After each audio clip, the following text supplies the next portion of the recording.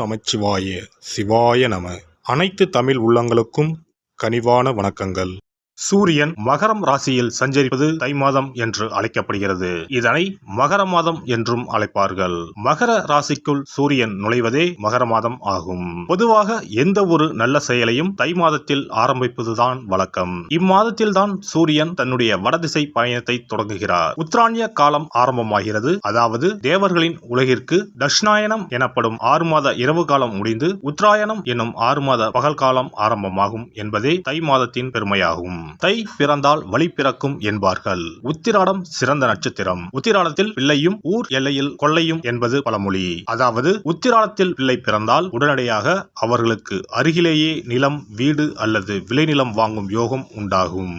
எனவே உத்திராடத்தின் ராசியான மகரத்தில் சூரியன் நுழைவது வெகு சிறப்பான ஒன்றாகும். தை மாதத்தில் பல்வேறு விரத நாட்கள் வருகின்றன.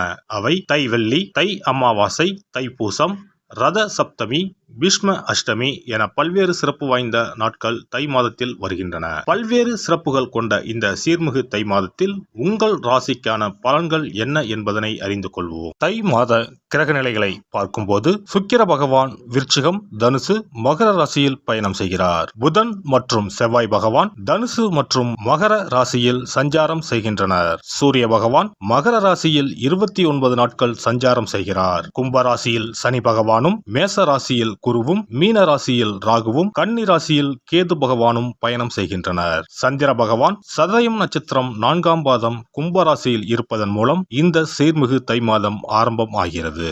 இந்த கிரக அமைப்பால் உங்கள் வாழ்வில் இப்படியும் நடக்குமா என வாயை பிளக்கும் அளவுக்கு நன்மைகள் நடைபெற உள்ளன. உங்களின் வளர்ச்சியை கண்டு நீங்கள் கடவுளாக பார்க்கும் உறவு ஒன்று உங்களுக்கு எதிரியாக வர வாய்ப்புண்டு. அது யாராக இருந்தாலும் எவராக இருந்தாலும் உங்களிடம் இருந்து சற்று தள்ளி இருப்பதே உத்தமம். மகர ராசி அன்பர்களே, இந்த மாதத்தில்தான் நீங்கள் அனுபவித்து வந்த அத்தனை வித சங்கடத்தில் இருந்தும் மீள போகிறீர் என்று ராசிக்கு 3ஆம் இடத்தில் அமர்ந்திருக்கிற ராகுவும், லாபாதிபதியுமான செவ்வாயும், ஜென்ம சனி விலகி 2ஆம் இடத்தில் அமர்ந்திருக்கிற ராசிநாதனான சனி பகவானும் சொல்கிறார்கள். மாதம் முழுவதும் 4ஆம் இடத்தில் அமர்ந்துள்ள குரு பகவான் இம்மாத ஞாயிறு மற்றும் வியாழன், வெள்ளிக்கிழமைகளில் திடீர் பணம் காசு உயர்வுகளையும் மறைமுக தன லாப வரவுகளையும் ஏற்படுத்த போகிறார். எந்த புதிய கடுமையான விஷயங்களில் இறங்கினாலும் முழு சாதகமும் லாபமும் ஏற்படும். குடும்ப நிலைமை உயர்வுடன் நகரப் போகிறது. செலவுகள் கட்டுக்குள் வரும், சேமிப்பு உயரும், அன்றாட புதிய வருமானம் அதிகரிக்கும். உறவுகளுடனும் வாழ்க்கை துணையுடனும் ஒற்றுமை குறைவு, பிரச்சனைகள் நீடித்தாலும் தீர்வு உண்டாகும். வாரிசுகளால் பெருமிதம் படும்படியான சம்பவங்களை 9இல் அமர்ந்திருக்கிற கேது கிரகம் உண்டாக்குவார். ஆரோக்கியம் நல்லபடியாகவே நீடிக்கும். 3வது வாரம் முழுவதும் இல்லத்திற்குள் சுபிட்சம் ஏற்பட்டு லட்சுமி கடாட்சம் நிரம்பி வழியும். உத்தியோகம், பணி, பதவி விஷயங்களில் மாதம் தொடங்கி 8 தினங்கள் கடந்த பிறகு ஏற்றங்கள் உண்டாகும். தொழில், வியாபார, நிர்வாக விஷயங்களில் எடுத்து வைத்திருக்கிற புதிய முடிவுகள் சாதகத்தை தரும். இளம் வயது இரு பாலாருக்கும் திருமண வரன் அமையும். உத்திராடம் மற்றும் அவிட்டம் நட்சத்திர இளம் தம்பதியர்களின் புத்திர பாக்கியம் ஏக்கம் விலகும்.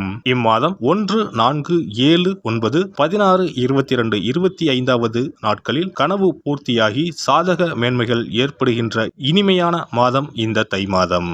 பெண்களுக்கு கணவரை பற்றிய புரிதல் அதிகரிக்கும். உறவினர்கள் வழியில் அனுசரித்து நடந்து கொள்ளவும். ஆபரண சேர்க்கை உண்டாகும். குழந்தைகள் வழியில் இருந்த கவலைகள் விலகும். தலைவலி தொடர்பான பிரச்சனைகள் ஏற்பட்டு நீங்கும். மனதில் இருந்து வந்த குழப்பங்கள் படிப்படியாக குறையும். எதிர்பாராத சில செலவுகளால் நெருக்கடிகள் ஏற்பட்டு நீங்கும். மாணவர்களுக்கு அடிப்படை கல்வியில் முன்னேற்றம் ஏற்படும். பயணம் சார்ந்த விஷயங்களில் ஆர்வம் உண்டாகும். புதிய தொழில்நுட்ப கருவிகளை பயன்படுத்துவதில் கவனம் வேண்டும். உயர்கல்வியில் குழப்பங்கள் ஏற்பட்டு நீங்கும். நண்பர்களை பற்றிய புரிதல் அதிகரிக்கும். புதிய துறை சார்ந்த தேடல் ஏற்படும். உத்தியோகஸ்தர்களுக்கு உத்தியோக பணிகளில் சாதகமான சூழ்நிலைகள் உண்டாகும். எதிராக இருந்தவர்களை சாதுரியமாக வெற்றி கொள்வீர்கள். உயர் அதிகாரிகளின் நட்புகள் அதிகரிக்கும். உபரி வருமானம் மேம்படும். வருமான ரகசியங்களை பகிராமல் இருப்பது நல்லது. மறைமுக இன்னல்களை ஏற்படுத்தியவர்கள் விலகிச் செல்வார்கள். வியாபாரிகளுக்கு வியாபார பணிகளில் உழைப்பு அதிகரிக்கும். விருத்தி தொடர்பான விஷயங்களில் தகுந்த முயற்சியும் ஆலோசனையும் வேண்டும். தவறிப்போன தொழில் வாய்ப்புகள் மீண்டும் கிடைக்கும். கொடுக்கல் வாங்கலில் கவனத்துடன் இருக்கவும். அக்கம் பக்கம் உள்ள கடைக்காரரிடம் அனுசரித்து நடந்து கொள்ளவும். செய்யவும், கால்நடை வியாபாரத்தில் விவேகத்துடன் செயல்படவும், கடன் சார்ந்த உதவிகள் சாதகமாக அமையும். கலைஞர்களுக்கு கலைத்துறையினரின் எண்ணங்கள் நிறைவேறும்.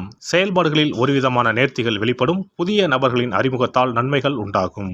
வித்தியாசமான சிந்தனைகளின் மூலம் புதிய படைப்புகளை உருவாக்குவீர்கள். சக கலைஞர்களின் ஆதரவுகள் மனதிற்கு திருப்தியும் தெளிவையும் ஏற்படுத்தும். எதிர்பாலின மக்கள் விஷயத்தில் கவனம் வேண்டும். அரசியல்வாதிகள் தொண்டர்களின் எண்ணங்களை அறிந்து செயல்படுவீர்கள். மறைமுகமான சில எதிர்ப்புகளின் மூலம் காரிய தாமதம் உண்டாகும். சிக்கலான விஷயங்களில் தலையிடுவதை தவிர்த்துக் கொள்வது நல்லது. சனிக்கிழமை தோறும் கால பைரவரை வணங்கி வர எதிர்பார்த்த பொன்னான தருணங்கள் கிடைக்கும். இனி தை மாதத்தில் கடைபிடிக்க வேண்டிய முக்கியமான விரதங்கள் என்னென்ன என்பதனை காண்போம். தை மாதத்தில் தைப்பூசம், தை அமாவாசை, ரத சப்தமி போன்ற விழாக்களையும், பைரவ வழிபாடு, வீரபத்திரர் வழிபாடு, தை வெள்ளி வழிபாடு போன்ற வழிபாட்டு முறைகளையும் இம்மாதத்தில் பின்பற்றுகின்றனர். தை கிருத்திகை முருகப்பெருமானுக்கு மிகவும் சிறப்பு வாய்ந்த நாளாகும். கார்த்திகை பெண்களை சிறப்பிக்கும் வண்ணம் கிருத்திகை திருவிழா கொண்டாடப்படுகிறது. ஆண்டுக்கு 3 கார்த்திகை தினங்கள் மிக முக்கியத்துவம் பெறும். அவை தை மாதம் வரும் தை கிருத்திகை, கார்த்திகை மாதம் வரும் பெரிய கிருத்திகை மற்றும் ஆடி மாதத்தில் வரும் ஆடி கிருத்திகை. தை மாதத்தில் வரும் கிருத்திகையில் விரதம் இருந்து முருகப்பெருமானை வணங்கி வழிபாடு செய்தால் நிச்சயம் திருமண தடை நீங்கும். புத்திர பாக்கியம் கிடைக்கும் என்பது ஐதீகம். தை மாதத்தில் வரும் பௌர்ணமியோடு கூடிய பூச நட்சத்திரத்தில் தைப்பூசம் கொண்டாடப்படுகிறது. இந்நாளில் சிவபெருமான் மற்றும் முருக கடவுளுக்கு வழிபாடு நடத்தப்படுகிறது. உமையம்மை வேலவனுக்கு சக்தி வேலை வழங்கிய நாள் தைப்பூசம் என்றும் கருதப்பட்டு வழிபாடு மேற்கொள்ளப்படுகிறது. இந்த தைப்பூச திருவிழா உலகெங்கும் உள்ள தமிழர்களால் சிறப்பாக கொண்டாடப்படுகிறது. தை அமாவாசை.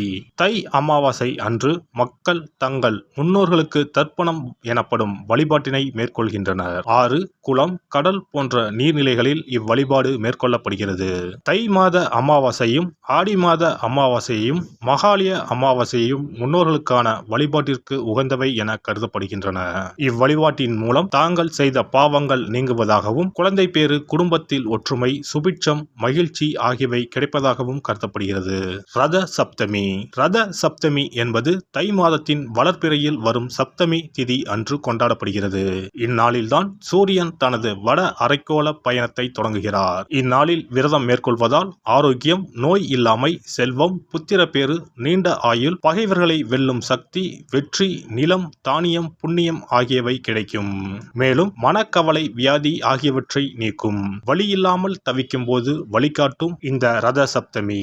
பைரவ வழிபாடு. தை மாதத்தில் வரும் முதல் செவ்வாய்க்கிழமையில் இவ்விரதம் கடைபிடிக்கப்படுகிறது. தாமரை பூ மாலை, வில்வ மாலை, தும்பை பூ மாலை, சந்தன மாலை ஆகியவை பைரவருக்கு உகந்ததாக கூறப்படுகிறது. வாசனை பூக்களில் மல்லிகை பூவை தவிர்த்து மற்ற அனைத்து பூக்களும் பைரவருக்கு சமர்ப்பிக்கப்படுகின்றன. சனித்தோஷம் முழுமையாக அகல கால பைரவருக்கு விரதம் இருப்பது விசேஷம். வீரபத்ர வழிபாடு. வீரபத்ர வழிபாடு என்பது செவ்வாய் தோறும் ஓராண்டு காலம் கடைபிடிக்கப்படுகிறது. ஓராண்டு வழிபட முடியாதவர்கள் தை மாத செவ்வாய்க்கிழமையில் மட்டுமாவது இந்த வழிபாட்டினை கடைபிடிக்கலாம். இவ்வழிபாட்டை மேற்கொள்வதால் நீங்காத தடையும் நீங்கும், தீராத பகையும் தீரும். நவ கிரக பாதிப்புகளில் இருந்து நம்மை காக்கும். தை வெள்ளி வழிபாடு. உத்தராயண காலத்தின் ஆரம்ப மாதமான தையில் வரும் வெள்ளிக்கிழமையில் அம்மன் வழிபாடு மேற்கொள்ளப்படுகிறது. அன்றைய தினங்களில் அபிராமி அந்தாதி, சௌந்தர்ய லகரி உள்ளிட்ட அம்மன் குறித்த பாடல்களை பாடி வழிபாடு மேற்கொள்ளப்படுகிறது. தை மாதத்தில் வரும் திருவிழாக்களை கொண்டாடி வழிபாட்டு முறைகளை பின்பற்றி இறையருள் கிடைக்கப்பெற்று வளமான வாழ்வு வாழ்வோம். எல்லாம் வல்ல இறையருளால் நீங்களும் உங்கள் அன்பு குடும்பமும் உடல் நலம், நீளாயுள், நிறை செல்வம், உயர் புகழ், மெய்ஞானம் ஓங்கி வாழ்க வளமுடன்.